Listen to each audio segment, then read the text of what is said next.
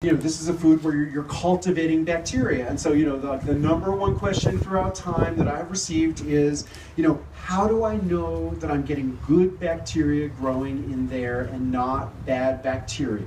I don't want to get sick. I don't want to make someone sick. I don't want to be a story in the newspaper of accidentally killing someone with a food that I prepared wrong. How can I be sure that I'm getting good bacteria growing? And let me just tell you that statistically speaking, fermented vegetables are much safer than raw vegetables. And I certainly hope nobody is avoiding eating raw vegetables because, every year there's a couple of cases of E. coli or salmonella springing from raw vegetables.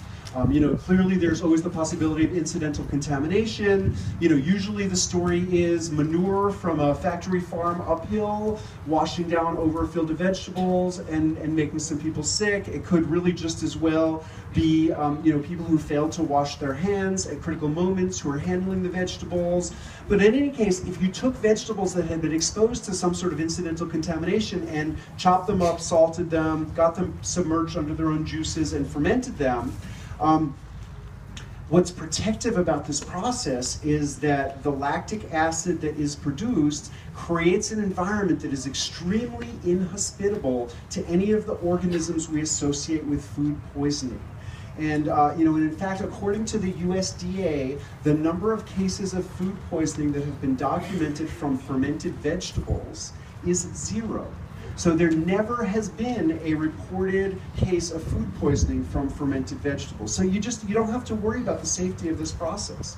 It is just intrinsically safe. If it smells really awful, I have thrown away batches of sauerkraut, mostly having to do with maggots crawling out of them and them creating an awful stench. Or, I've seen people's sauerkraut where they failed to take off the mold when it was a white mold that would be okay, and then other molds came in, succeeded them, and they ended up with like pink molds.